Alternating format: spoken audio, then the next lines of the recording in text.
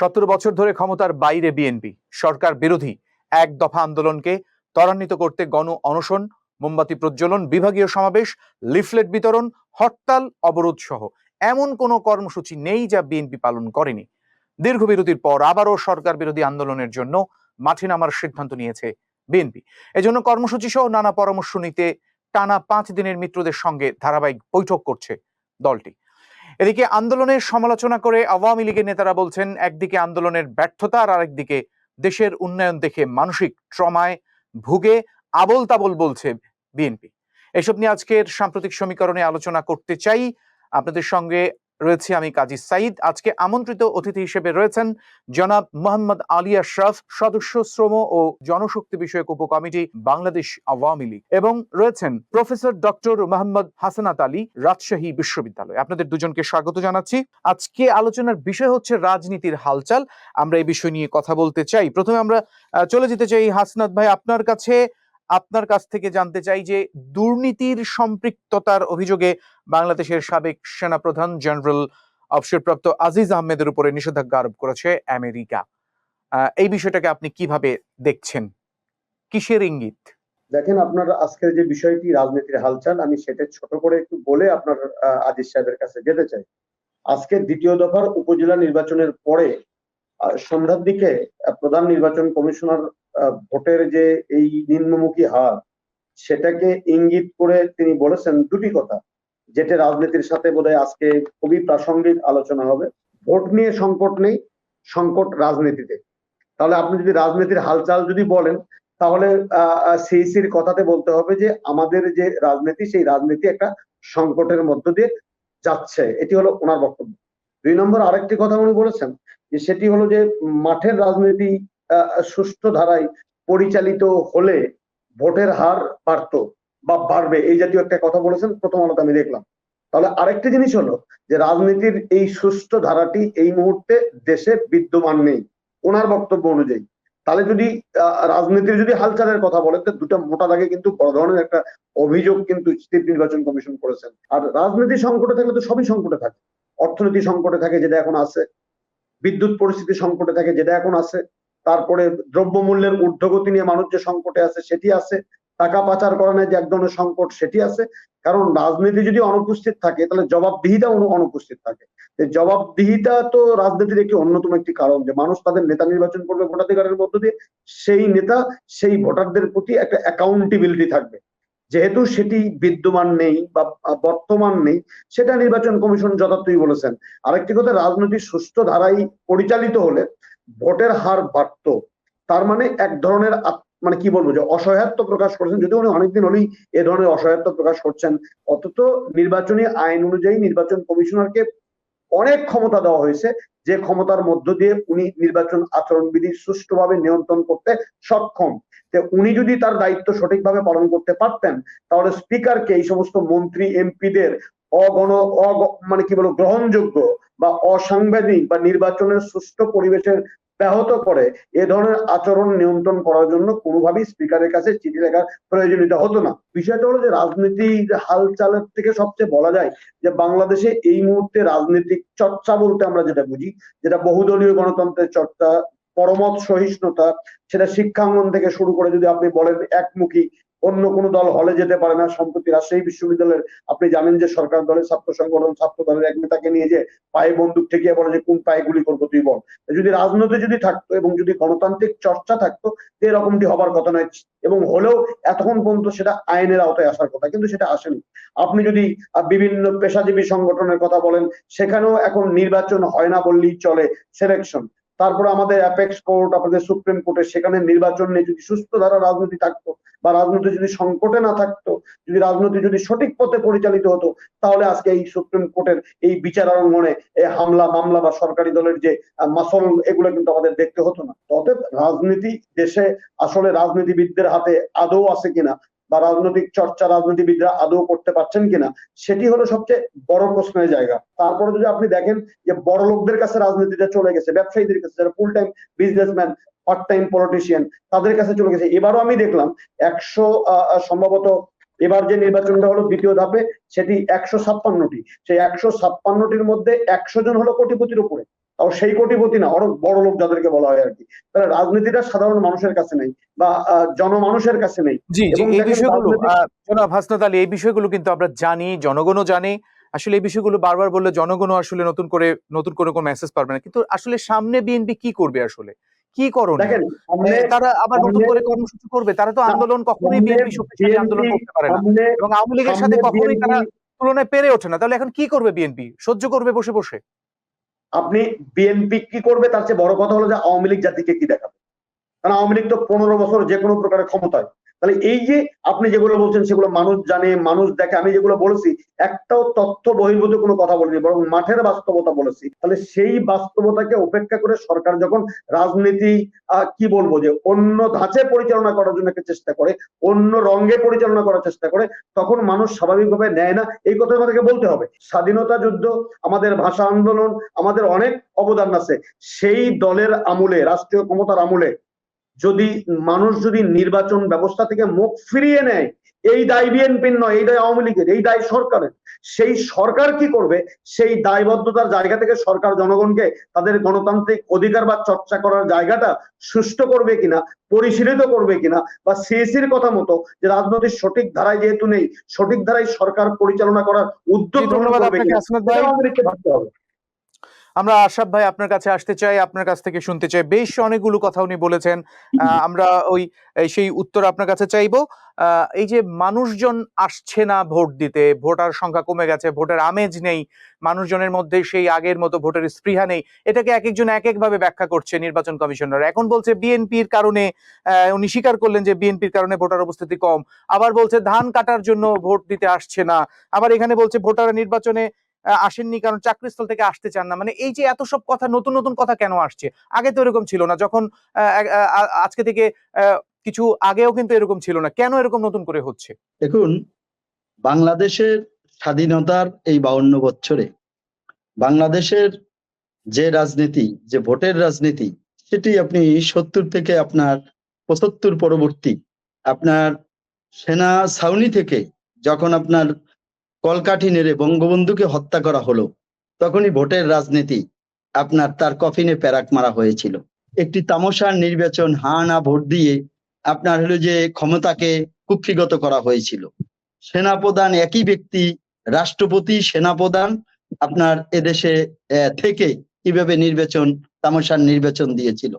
পরবর্তীতে তার ধারাবাহিকতায় আপনার 3টি সাময়িক শাসন, মোস্তাক, জিয়া, এরশাদ, তারপরে আপনার আমরা সকলের আন্দোলনের সমন্বয়ে যে গণতন্ত্র ফিরে পেলাম 91 সালে। 1973 সালে কি একটি নির্বাচন হয়েছিল? ওইটা সম্পর্কে একটু বলবেন? অবশ্যই হয়েছে, অবশ্যই হয়েছে। আপনার 1973 সাল আর 2024 সাল এক নয়। কারণ আপনি ওই 73 সালে আপনার দলই ছিল আপনার আওয়ামী লীগ আর বাম কয়েকটি দল। আর আপনার হলো যে আজকে আপনার বিএনপি বলেন, অধিকাংশ যারা আপনার মাঠে আওয়ামী লীগের পরে বিএনপি বলেন, জাতীয় পার্টি বলেন, ইসলামী দলগুলো বলেন, যে দলগুলো আপনার প্রতিদ্বন্দ্বিতা করছে সেটি 75 পরবর্তী হয়েছে। এখন 73 আর 2024 যদি আপনি একই কাতারে মাপেন, কিংবা আপনার 80, 79, 78 কে একই প্যারামিটারে মাপেন, সেটি ঠিক হবে না। আজকে বাংলাদেশে সাথে মিলাবো, মানে বাকশালের সাথে মিলাবো, এক দল অন্য কোনো দল থাকবে না, এটার সাথে মিলাবো না। What is Baksal? বাকশাল জি। কি? বাকশাল হলো আমরা অনেকেই জানি না। আর আপনার এই বিএনপি আপনার এই 75 টু আপনার 91, 96 পর্যন্ত বাকশাল নামক শব্দটিকে গালি দিয়ে কিংবা খারাপ শব্দে রূপান্তর করা হয়েছে। বাকশাল হলো যে কৃষক, শ্রমিক, সকল দলের সমন্বয় যে দল, সেটি হলো বাকশাল।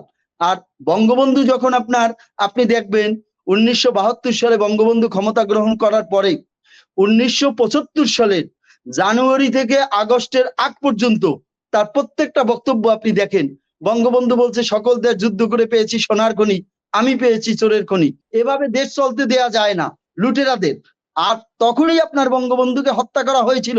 আর তখন তো আপনার বিএনপি নামক রাষ্ট্রের দলটির জন্ম হয়নি, তখন তো জাতীয় পার্টি নামক দলটির জন্ম হয়নি, তখন তো যুদ্ধ অপরাধী জামাত কিংবা আপনার পর্দার অন্তরালের ইসলামী দলগুলোর জন্ম হয়নি। তখন বঙ্গবন্ধু দেশটিকে আপনার যখন এগিয়ে নেওয়ার জন্য যে দলগুলো ছিল কৃষক, শ্রমিক, বাম সকলের সমন্বয় যে সংগঠনটি করেছিল, তাহলে তাদের নেতা জিয়াউর রহমান তখন আপনার সেনা বাহিনী থেকে বঙ্গবন্ধুর কাছে অ্যাপ্লিকেশন করেছিলেন যে তিনি বাকশালের সদস্য হতে চায়। আর তখন ওটি একটি মহৎ বিষয় ছিল।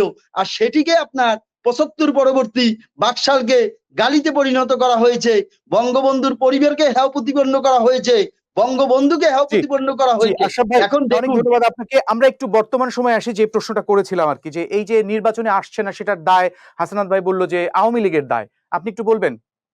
না, এই দায় সবাই। এ দায় আপনার হলো যে আপনি যদি রাজনীতি কার জন্য, রাজনীতি মানুষের জন্য, রাজনীতি দেশের জন্য, মানুষ কল্যাণের জন্য।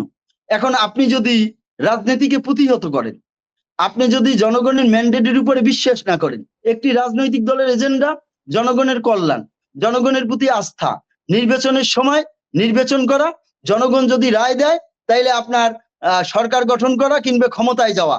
আর যদি আপনার জনগণ রায় না দেয়, বিরোধী দলে থেকে সরকারের ভুল ত্রুটি ধরা, জনগণের পক্ষে কথা বলা। এখন আপনি যদি গণতন্ত্রকে প্রতিহত করতে চান, ভোটকে প্রতিহত করতে চান, সরকারের বিরুদ্ধে আচরণ করেন, বিদেশিদেরকে হায়ার করেন, ষড়যন্ত্র করেন, আপনার ভোটারদের আপনার কেন্দ্রে আসতে আপনি বাধা দেন, তাইলে আপনার সেই দায়ভার আপনার আওয়ামী লীগের উপরে যদি আপনি চাপিয়ে দেন।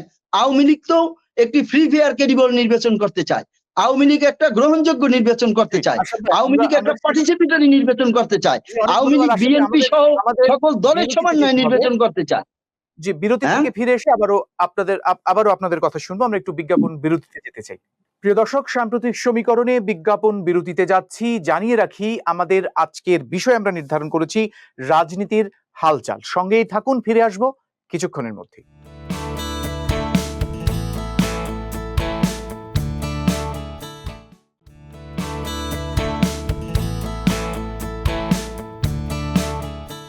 বিজ্ঞাপন বিরতির পর সবাইকে সাম্প্রতিক সমীকরণে আরো একবার স্বাগত জানাচ্ছি। আমাদের আজকের বিষয় আমরা নির্ধারণ করেছি রাজনীতির হালচাল। আমরা একটু চলে যাই হাসনাত ভাই আপনার কাছে। যে প্রশ্নটি প্রথমে করেছিলাম সেটি যদি আপনি এখন একটু আমাদেরকে বলেন, যে এই যে বাংলাদেশের সাবেক সেনাপ্রধান জেনারেল অবসরপ্রাপ্ত আজিজ আহমেদের উপরে নিষেধাজ্ঞা আরোপ করলো আমেরিকা, তাও দুর্নীতির সম্পৃক্ততার অভিযোগে, এটা কি ধরনের সিগন্যাল, বা এটাকে আপনি কিভাবে দেখছেন, বা এটা কি হতে পারে, সামনে কি পরিস্থিতি হতে পারে?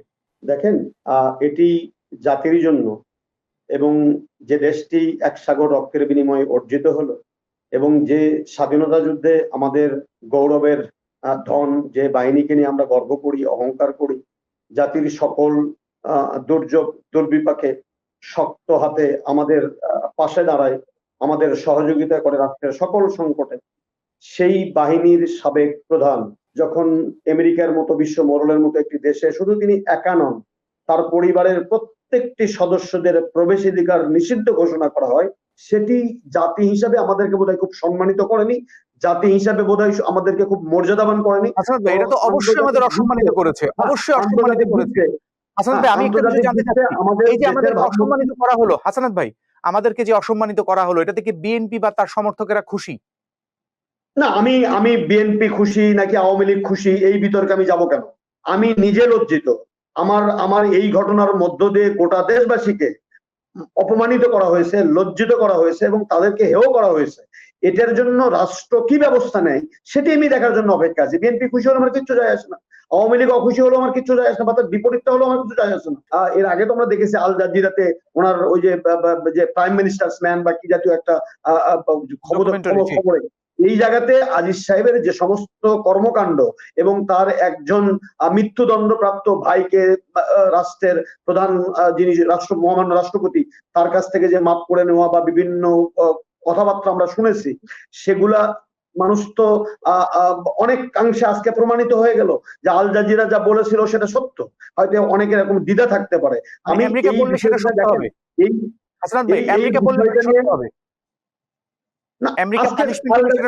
আল জাজিরার বক্তব্যটাকে আজকে সাপোর্ট করলো বা এটাকে সামর্থক হইলো এই স্টেট ডিপার্টমেন্ট আমেরিকা যে বিবৃতিটা দিল, সেই বিবৃতির মধ্য দিয়ে তাদের দাবিটাকে আরো জোরালো করা হলো। সত্য মিথ্যা আমি বলবো না, তারা তো তখন একা বলেছে, এখন এটা বলা হলো।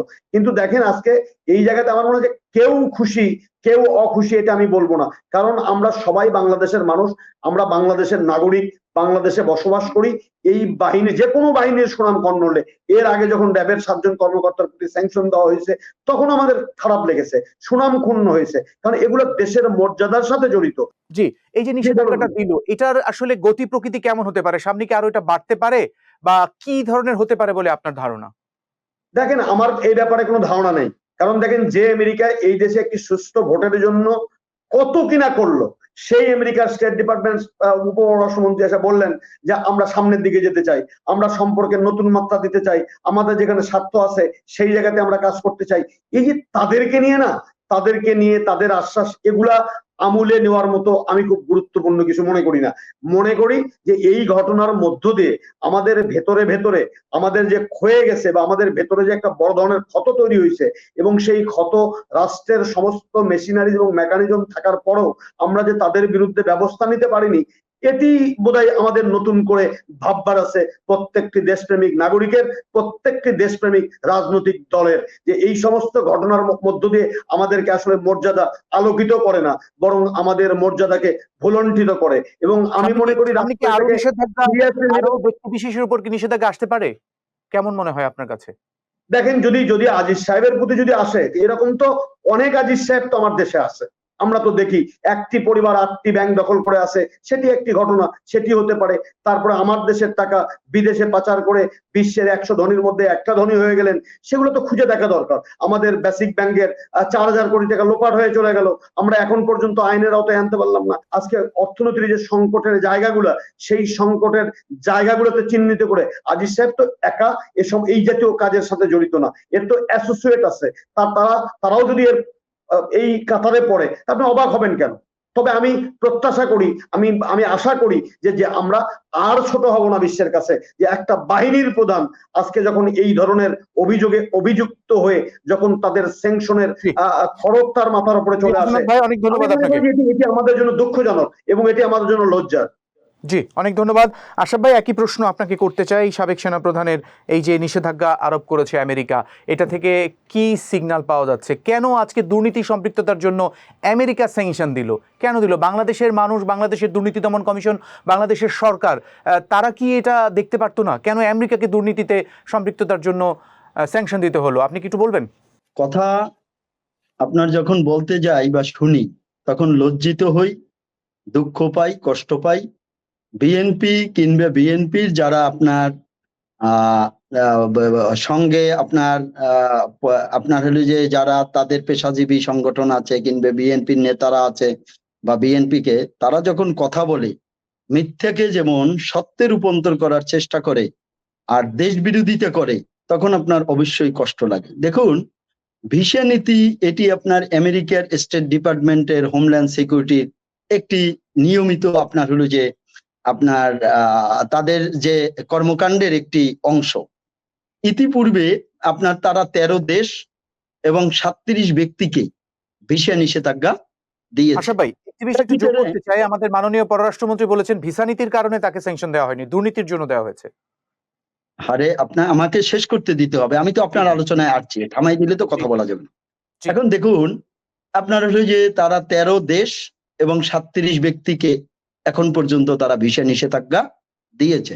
এখন সেই দেশগুলো কারা? সেই দেশগুলো হলো যে আপনার রাশিয়া, সেই দেশগুলো হলো যে আপনার ইরান, ইন্দোনেশিয়া, লাইবেরিয়া, চীনের অনেক ব্যক্তিকে, তারপরে উগান্ডা, সিরিয়া, আপনার সোমালিয়া। এখন আপনার বাংলাদেশের ধরেন এই যে ভিসা নীতি আজকে আজিজকে দিয়েছে, কিন্তু নির্বাচনের আগে 250, 300, 500 শ্রীলঙ্কা নিষেধাজ্ঞা, এই আলোচনা কিন্তু আমরা টকশো বলেন, মিডিয়া বলেন, পত্রিকা বলেন, এটি 18 কোটি মানুষের আলোচনার অংশ ছিল। এখন দেখুন, কোন দেশ কাকে ভিসা নিষেধাজ্ঞা দিবে, কোন ক্রাইটেরিয়ায় দিবে, কেন দিবে, সেটি তার স্বার্থের পরিপন্থী কিনা কিংবা কোন স্বার্থে আঘাত লেগেছে সেটি তাদের বিষয়। আজিজকে নিষেধাজ্ঞা দিয়েছে। এখন আজিজ বলেন, বেনজির বলেন, প্রশাসন, র্যাব বলেন, আপনার আমেরিকা আপনার হলো যে নিষেধাজ্ঞা দিয়েছে। কেন দিয়েছে? তারা যে কথাটি বলে আর তাদের পর্দার অন্তরালের আপনার ক্ষেত্রটি ভিন্ন। তারা বলে যে যে আফগানিস্তানে মন্ত্রীকে নিষেধাজ্ঞা দিয়েছে। কেন দিয়েছে? নারীর শিক্ষা বন্ধ করেছে। আবার অন্য দেশে বলেছে যে মানবাধিকার লঙ্ঘন করেছে। বাংলাদেশে বলেছে যে অর্থনীতি সে দুর্নীতি করেছে। সে যদি দুর্নীতি করে তোমার কি? তোমার দেশে তো হাজার হাজার লক্ষ লক্ষ লোক দুর্নীতি করছে। প্রতিনিয়ত বাংলাদেশি সহ মানুষকে পাখির মতো গুলি করে হত্যা করছো। তোমার একটি যখন একটি রাষ্ট্র আরেকটি রাষ্ট্রের উপরে আপনার হলো যে জুলুম করে হাজার হাজার লক্ষ লক্ষ মানুষকে হত্যা করে, তখন তোমার দেশের বিশ্ববিদ্যালয় যখন প্রতিবাদ করে তাদেরকে তুমি লাঠিচার্জ করো, অ্যারেস্ট করো। এখন ডালকুসকে কালাহায়। এখন বিএনপি নির্বাচনে বিশ্বাস করে না, জনগণে বিশ্বাস করে না, ষড়যন্ত্রে বিশ্বাস করে। তাদেরকে কোনো পূর্ব আপনার ক্ষমতায় বসিয়ে দেবে, তখন তারা আপনার রাষ্ট্র পরিচালনা করবে। মানে আপনি কি সেই বলতে দিন তো চাচ্ছেন আশরাফ ভাই, এই যে জেনারেল আজিজের উপরে যে নিষেধাজ্ঞা, এটা বিএনপি ষড়যন্ত্রের অংশ, এটা বলতে না, চাচ্ছেন? আমি সে কথা বলিনি। আমি সে আচ্ছা, কথা বলিনি।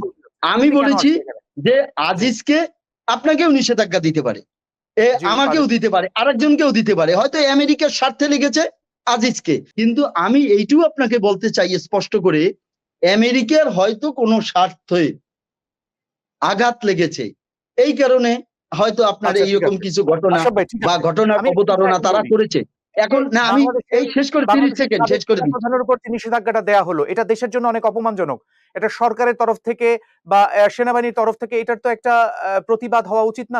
আপনি কি মনে করেন? এখন মৃত্যুর আগেই যদি আপনি জানাজা পড়েন তাইলে তো আর হবে না।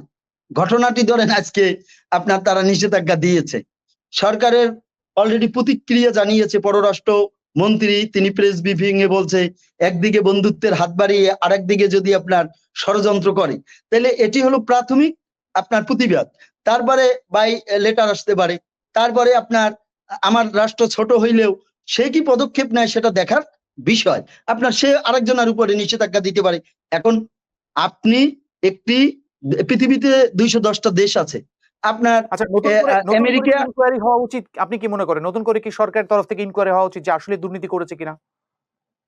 আচ্ছা দেখুন, পৃথিবীর দুর্নীতি হয়েছে কি হয়নি সে আলোকপাতে আমি পরে যাই। আপনার হলো যে পৃথিবীর কোন রাষ্ট্রে দুর্নীতি নাই? আপনার যখন বিএনপি আপনার 2001 থেকে 2006 পর্যন্ত ক্ষমতায় ছিল, এই যে আপনার আমেরিকার অক্ষত কুক্ষত বিভিন্ন আপনার প্রতিষ্ঠান তো বিএনপি কে 5 বার আপনার দুর্নীতির চ্যাম্পিয়ন করেছে। আপনার পত্রিকার হেডলাইন খুললে বিএনপি কে আপনার চ্যাম্পিয়ন হিসেবে, রাষ্ট্র হিসেবে আখ্যায়িত করেছে। এখন আমি সে কথা বলতে চাই না। জেনারেল আজিজকে দেওয়া হয়েছে, মানে আপনি বিএনপি না, প্রসঙ্গ সে কেন কথা নিয়ে আমি আসছেন? বলছি না।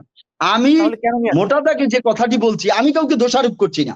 আমি জি। বলছি হয়তো আমেরিকা কিংবা আপনার হলো যে তাদের যে স্বার্থ, সেই স্বার্থটা হয়তো রক্ষা হয়নি বিধায় আপনার র্যাবকে নিষেধাজ্ঞা দিচ্ছে, আওয়ামী লীগ সরকারকে হুমকি দিচ্ছে, কিংবা আপনার হলো যে আজিজকে নিষেধাজ্ঞা দিচ্ছে বা অন্যকে দিবে, এটি তাদের স্বার্থের পরিপন্থী। আশরাফ ভাই, আমি জানতে চাই যে লু যেখানে এসে বললেন যে অতীতের দিকে তাকাতে চান না, সামনে আগাতে চান, এটা কি আসলে কথার কথা?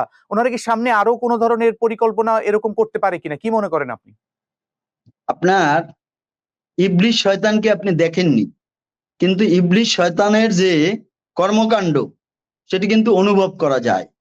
তাহলে আপনার, আমি বলি না যে আমেরিকা ইবলিস শয়তান, আপনার সারা পৃথিবীকে জিম্মি করে অর্থ ইনকাম করা, নিজের অর্থনীতি সচল রাখা, মানুষকে আপনার হলো যে ফাঁদে ফেলা, রাষ্ট্রকে ফাঁদে ফেলা, আপনার একটা অবৈধ রাষ্ট্র আপনার মিডল ইস্টে বসিয়ে সারা মিডল ইস্টে মুসলমান রাষ্ট্রগুলোকে ধ্বংস করা, এটি হলো যে তাদের আপনার স্টেট পলিসি, অর্থনীতি কিংবা আপনার হলো যে চাঙ্গা করার একটি কৌশলও হতে পারে।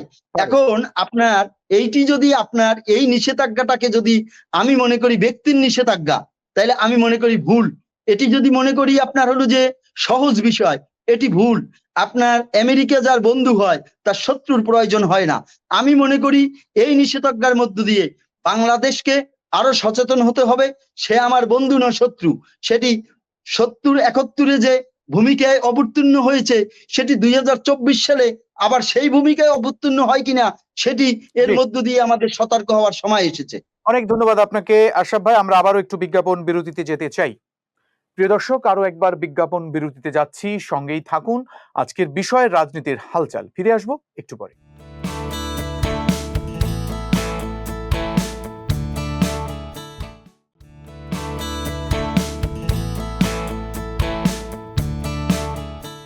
বিজ্ঞাপন বিরতির পর আরো একবার সাম্প্রতিক সমীকরণে আপনাদের স্বাগত জানাচ্ছি।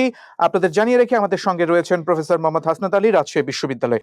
আমি দুইটা প্রসঙ্গ নিয়ে খুব সংক্ষেপে উত্তর চাইব। একটি হচ্ছে মিস্টার কেজরিওয়াল নিয়ে একটু কথা বলতে চাই, যে কেজরিওয়াল একটা চমৎকার বক্তব্যের মধ্যে, ওনার বক্তব্যের মধ্যে একটা কথা বলেছেন, সেটি হচ্ছে যে বিরোধী দলকে আটকে রেখে ক্ষমতায় আসার যে বিষয়টা, উনি পাকিস্তানের প্রসঙ্গ টেনেছেন, বাংলাদেশ প্রসঙ্গ টেনেছেন। এখানে কি আসলে আপনাদের কোনো, মানে দুঃখিত, বিএনপির কোনো ইন্ধন আছে? এটি একটি প্রশ্ন। আরেকটা হচ্ছে এই যে দেখেন ওনারা সমালোচনা করছেন কিন্তু নির্বাচনে যাচ্ছেন, কিন্তু বিএনপি নির্বাচনে যাচ্ছে না, এটা কি বিএনপির ভুল সিদ্ধান্ত নয়? ছোটবেলায় একটা কথা শুনতাম যে যত দোষ নন্দ ঘোষ। স্যাংশন আমেরিকা আজ থেকে 5 দিন আগে যখন লু সাহেব 5 দিন বা 6 দিন আগে যখন আসলেন, যখন লু সাহেবের স্টেটমেন্ট আওয়ামী লীগের পক্ষে গেল, তখন তিনি বন্ধু, প্রকৃত বন্ধু। আর যখন 5 দিন পরে যখন দুর্নীতির দায়ে একজন ব্যক্তিকে স্যাংশন দিল, তখন তিনি হলেন ইবলিস। যে এই যে দ্বিমুখিতা বা দ্বিচারিতা সবার ক্ষেত্রে, এটি হওয়া উচিত নয়, রাজনীতিবিদদের হওয়া উচিত না, আমাদেরও হওয়া উচিত নয়। এখানে বিএনপির কি আছে? বিএনপি যদি তাদেরকে যদি স্যাংশন দেওয়াতে পারে, বিএনপি কেন 15 বছর ক্ষমতার বাইরে? তাদেরকে তো ক্ষমতায় বসতো চেয়ারে। বাস্তবতা সেটি নয়। বিএনপি নির্বাচনে যেতে চায়, আপনাকে বহুবার আমি বলেছি। আপনি আওয়ামী লীগ কেন ইয়াজউদ্দিন সাহেবের অধীনে নির্বাচনে গেল না? আপনি কেন কে এম হাসানের অধীনে গেল না? যে কারণে আওয়ামী লীগ যায়নি। তাহলে সেই অবস্থা কি উন্নতি হয়েছে? উন্নতি তো হয়নি, তার আরো অবনতি হয়েছে। কারণ তখন পার্লামেন্ট মেম্বাররা পদত্যাগ করতো, তারপরে ইলেকশন করতো। এখন তো 300 পার্লামেন্ট মেম্বার স্বপদে বহাল থেকে নতুন করে আবার 600 জন নির্বাচন করে, একজনকে পাইপ লাইনে রেখে দেয়, আর একটা বলবৎ থাকে। তাহলে এই পরিবেশ যতক্ষণ পর্যন্ত উন্নয়ন না হবে, তখন আপনি বিএনপি নির্বাচনে আসলো না, বাদ দেন বিএনপিকে। বিএনপি তাহলে এত শক্তিশালী হয়ে গেল যে বিএনপির একটি আহ্বানে মানুষ ভোট কেন্দ্রে যায় না। আপনি কি এটা একবার চিন্তা করেছেন যে রাজনীতিটা আজকে বাংলাদেশের রাজনীতি আসেন, বাদ দেন ইন্ডিয়ান রাজনীতি। ইন্ডিয়ান কেজরিওয়াল একটা কথা বলেছেন, বাস্তব বলেছেন তো, যে আজকে ভারতে যে সমস্ত ইডি ফিডি কি সব এনফোর্সমেন্ট তাদেরকে ব্যবহার করে যেভাবে রাজনৈতিক নেতৃবৃন্দকে জেলখানায় বন্দি রেখে হয়রানি করে মোদী সরকার একটা ভারতের চরম সাম্প্রদায়িকতা উস্কাই দিয়ে, মুসলমান বিরোধী বক্তব্য দিয়ে হিন্দু ভোটকে তার নিজের দিকে টানার জন্য যে কাজগুলো করছে, বাংলাদেশে আমার বক্তব্য নয়, এই আমেরিকার বক্তব্য, কি এনডিআই এর বক্তব্য, আইআরআর এর বক্তব্য, ইউরোপিয়ানের বক্তব্য, যে বিরোধী মতকে জেলখানায় আবদ্ধ করে বা আইনের প্রয়োগ করে এই নির্বাচনটা পার হওয়া হয়েছে, তাদের বক্তব্য। ইভেন আওয়ামী লীগের সাবেক মন্ত্রী, প্রেসিডিয়াম সদস্য আব্দুর রাজ্জাক সাহেব, ডক্টর আব্দুল, অত্যন্ত সজ্জন মানুষ, আমি পছন্দ করি ওনাকে, উনি বললেন যে 20,000 নেতা কর্মীকে জেলখানায় আবদ্ধ করে না রাখলে আমরা ভোটটা করতে পারতাম না। এটি আমার কথা হবে কেন? সবকিছুর পেছনে বিএনপি খুঁজতে যাবো কেন? দরকার নাই তো বিএনপি কি যাবে।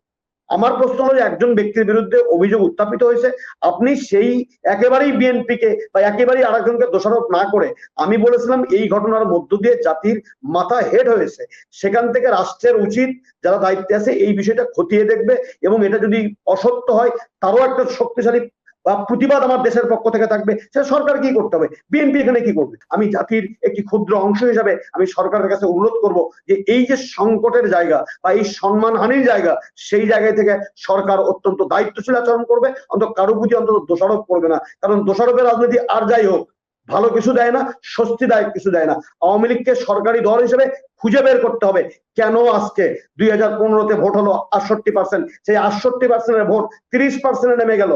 এই 30% মানে কি শুধু আওয়ামী লীগের ভোট? আওয়ামী লীগের ভোট তো আরো বেশি, প্রায় 40-42% বা 35-36%। তাহলে আওয়ামী লীগের লোকও যে ভোট কেন্দ্রে ভোট দিতে যায় না, এই সংকট কি বিএনপির? এই সংকট তো আওয়ামী লীগের। এটা তো আওয়ামী লীগকে খুঁজে দেখতে হবে, বিএনপিকে বাদ দেন। তারা তো ধন্যবাদ আপনাকে হাসনাত ভাই। আমরা একটু আশরাফ ভাই আপনার কাছে আসতে চাই, আপনার কাছ থেকে জানতে চাইবো দুইটি বিষয়। একটি হচ্ছে যে সরকার বিরোধী আন্দোলনের জন্য ফের মাঠে নামার চিন্তা করছে বিএনপি এবং তাদের সমমনা বা মিত্রদের সাথে 5 দিনের ধারাবাহিক বৈঠক করছে। আসলে বিএনপি কি কিছু করতে পারবে? অথবা যদি প্রশ্নটা এভাবে করি যে তারা যদি একাত্ম হয়ে রাজনীতির নামে, সরকার কি পরিস্থিতি সামাল দিতে পারবে? এটি একটি বিষয়। আরেকটা হচ্ছে এই যে অরবিন্দ কেজরিওয়ালের যে মন্তব্য, মুখ্যমন্ত্রী দিল্লির যে মন্তব্য উনি করেছেন, সেটা সম্পর্কে আপনি কি বলবেন আশরাফ ভাই? দেখুন, সমস্যা ওই জায়গায় হয় যখন একজন বিএনপি বিশ্ববিদ্যালয়ের শিক্ষক আপনার বিএনপির নেতাদের ভাষায় কথা বলে। এখন আপনি দেখেন, আপনার হলো যে কেজরিওয়াল কি বললো কিংবা আমেরিকা কি করলো, সেটি থেকে উল্লেখযোগ্য হলো বাংলাদেশের ভোটার কিংবা বাংলাদেশের সাধারণ মানুষ কি ভাবলো। এখন দেখুন, আপনার হলো যে বিএনপির আন্দোলন সংগ্রাম 15 বছরের, এগুলো আপনার আলোচনার বিষয় নয়, কিংবা আপনার এগুলো আওয়ামী লীগ ভয়ও পায় না। কিন্তু আলোচনার বিষয় এই যে বিএনপি যে চক্রান্ত করে, বিএনপি যে ষড়যন্ত্র করে, বিএনপি যে আপনার লবিশ নিয়োগ করে রাষ্ট্রের বিরুদ্ধে ব্যক্তিকে হাওপুতপূর্ণ করতে যে রাষ্ট্রের বিরুদ্ধে চক্রান্ত করেছে, আমেরিকার উপরে ভর করে ক্ষমতায় আসতে চেয়েছে, মিথ্যাচার করেছে, রাষ্ট্রকে ঘায়েল করার চেষ্টা করছে, ভূ রাজনীতির অংশ হিসেবে দাবার গুটি হিসেবে বাংলাদেশকে আপনার বিবেচনা করছে। যেহেতু বিভাজন আছে, আজকে আপনি ধরেন ঘরের 5 জন সদস্যের একজনও যদি আপনার সাথে দ্বিমত করে, তাইলে আপনি সে জায়গায় সুষ্ঠু পরিবেশ বজায় রাখতে পারবেন না। আর আজকে আওয়ামী লীগের পরে একটি রাজনৈতিক দল, বৃহত্তর রাজনৈতিক দল বিএনপি, এটিকে আপনি অস্বীকার করতে পারবেন না। তারা যখন রাষ্ট্রের বিরুদ্ধে চক্রান্ত করে, বিদেশিদের হায়ার করে, জনগণের প্রতি আস্থা না রেখে, গণতন্ত্রের কথা বলে গণতন্ত্রের প্রতি শ্রদ্ধা না রেখে নির্বাচনে অংশগ্রহণ না করে, 70-এর নির্বাচন থেকে 2024 পর্যন্ত 2-1টি নির্বাচন ছাড়া প্রত্যেকটি নির্বাচনে আওয়ামী লীগ অংশগ্রহণ করেছে। আওয়ামী লীগ জানে নির্বাচনের মধ্য দিয়েই একমাত্র রাষ্ট্রের ক্ষমতা আপনার আহরণ করা যায়, রাষ্ট্র পরিবর্তন করা যায়, মানুষকে ভালোবাসা যায়। যে মহৎ উদ্দেশ্যে আমরা রাজনীতি করি, সেটির প্রতিফলন ঘটানো যায়। জি, দুইটা বিষয় আসছে। একটি হচ্ছে যে আপনি যে হাসনাত ভাইয়ের কথা বললেন যে বিএনপি করে উনি একজন শিক্ষক মানুষ, বিএনপির পক্ষে বলে, তাহলে আওয়ামী লীগের পক্ষে বললে সেটা কোনো সমস্যা না? যদি না, কোনো শিক্ষক, আমি অজস্র শিক্ষক আছে, না, অজস্র না, শিক্ষক আছে বাংলাদেশে, না, আমি একটু- দেখুন, আমি এই জায়গায় আওয়ামী লীগের বিএনপি বলছি না। আপনি আমি এর আগে একটা শব্দ শব্দের চয়ন করেছি যে আপনার পেশাজীবী শব্দটি কিন্তু এর আগে আপনার উল্লেখ করেছি। বিএনপির সাথে বিশ্ববিদ্যালয়ের আপনি শিক্ষক বলেছেন। এখন আওয়ামী লীগের বিএনপি নয়। আজকে যখন যে ব্যক্তি যে জায়গায় থাকার কথা সেই জায়গায় যদি না থেকে আপনার সে আওয়ামী লীগের শিক্ষক যদি আওয়ামী লীগের হয়, বিএনপির শিক্ষক যদি বিএনপির হয়, নেতার জায়গায় যদি শিক্ষক নেতার ভূমিকা পালন করে, সে জায়গায় সমস্যা আছে। তার কাজ হলো যে ছাত্র পড়ানো, দেশের কারিগর। তিনি আপনার মানুষকে তৈরি করবেন, রাষ্ট্রকে বিনির্মাণ করবেন। ওই ছাত্র একটা রাষ্ট্রপ্রধান হতে পারে, প্রধানমন্ত্রী হতে পারে, মন্ত্রী হতে পারে। এখন আমাদের এই যে চর দখলের মতো রাষ্ট্র দখল, আপনার অস্ত্র আপনার ক্যাম্পাসে তুলে দেয়া, হলগুলো দখল করে নেয়া, রাজনীতির পরিবর্তে সন্ত্রাসী ঢুকিয়ে দেয়া। এখন এই কারণে আপনি দেখবেন আপনার যে শিক্ষা অঙ্গনগুলো আপনার হলো যে স্বাভাবিক শিক্ষার মান নেই। আমি যেটি বলতে চাই সেটি হলো যে আজকে যারা আমরা রাজনীতি করি, এই যে আপনার 18 কোটি মানুষ বলেন, একজন রিক্সা শ্রমিক থেকে রাষ্ট্রপ্রধান পর্যন্ত, আমরা প্রত্যেকের জায়গায় নেই। আমরা কোথায় কি বলতে হবে, করতে হবে, করণীয় কি, আমরা নিজের রাষ্ট্র, সংসার, ব্যক্তি, নিজের সমালোচনায় নিজে করি। তখন আপনার হলো যে রাষ্ট্রকে, সংসারকে, দেশকে বিপদে ফেলে দেই। আমাদের সেই মাপকাঠি কে কোথায় কতটুকু বলতে পারবে, কার কতটুকু করণীয়, সেই জায়গাটি যদি আমরা সীমাবদ্ধ থাকি, তাইলে আজকে নিষেধাজ্ঞা আপনার খায় না, তারেক জিয়া আর ফেরারি হয় না, কিংবা আপনার খালেদা জিয়াও আপনার কন্ডেম সেলের পরিবর্তে আপনার বাসায় আপনার হলো যে এই আপনার হলো যে সাজা ভিক্ষে চেয়ে থাকতে হয় না। বিএনপি কে যদি নিশ্চিত করেন যে তুমি কালকে ক্ষমতা পাবা, তাইলে কারণ আসলে যতক্ষণ পর্যন্ত ক্ষমতা নিশ্চিত না করবেন, তখন গণতন্ত্র ঠিক নেই, রাষ্ট্র ব্যবস্থা ঠিক নেই, ভোট ব্যবস্থা ঠিক নেই। এটাই হলো যে আমাদের সমস্যা। জি, খুব সংক্ষেপে হাসনাত ভাই একটু বলবেন, খুব সংক্ষেপে, আমাদের তো সময় শেষ। না শোনেন, একজন বিশ্ববিদ্যালয়ের শিক্ষক সাদাকে সাদা বলবে না, এরকম বোধহয় দেশের সংবিধান কখনো বলেনি। আমি যে সমস্ত কথাগুলো বলেছি সেই কথাগুলোর জবাব না দিয়ে আমি বলিনি, আমি একথাই বলেছি, একজন বিশ্ববিদ্যালয়ের শিক্ষক সাদাকে সাদা বলবে, কালোকে কালো বলবে, কিন্তু বিশ্ববিদ্যালয়ের শিক্ষক অন্ধভক্ত হয়ে যখন রাষ্ট্রের বিরুদ্ধে বলবে, সরকারের বিরুদ্ধে বলবে, সেটি আপনার হলো যে অমার্জনীয়, দেশ ও জাতির জন্য কলঙ্কের জন্ম দেয়। কোনটা রাষ্ট্রের সমালোচনা এইটুকু জেনে আসা বোধহয় ভালো, যে কোনটা রাষ্ট্রের বিরুদ্ধে সমালোচনা করা আর কোনটা আওয়ামী লীগের বিরুদ্ধে সমালোচনা করা, এইটুকু জেনে কথা বলা বোধহয় সবচেয়ে ভালো। আমি জেনেই কথা বলছি, বুঝেই কথা বলছি, এবং আপনার ভাষার পরিবেশেই কথা বলছি। আপনি যেভাবে কথা বলছেন সেটা তো আমার কাছে মনে হয় না যে আপনি একজন বিএনপির আওয়ামী লীগ শিক্ষক। আপনি তো ফখরুলের থেকে ভালো বলছেন ভাই। আপনার হলো যে প্রিন্স সাহেবের থেকে ভালো বলছেন, আপনার এই যে রুমিন ঘরানার থেকে আপনার অনেক ভালো বলেছেন। তাদের সাথে তো আমরা চর্চা করি, কারণ শিক্ষকের আমি ঢাকা বিশ্ববিদ্যালয়ের ছাত্র, আমি আওয়ামী লীগ কিংবা বিএনপির কথা বলছি না। আপনাদের স্বার্থের কারণে আজকে শিক্ষানীতিতে ধ্বংস হচ্ছে। আপনি ওটা পল্টনের বক্তব্য দিচ্ছেন, আমি তো অবাক হয়ে গেলাম যে পল্টনের মাত্র এটা না। আপনি যুক্তিতে কথা বলবেন, আপনার কথা তো ধৈর্য ধরে করে শুনছি, ব্যক্তিগত আক্রমণ করেন কেন ভাই?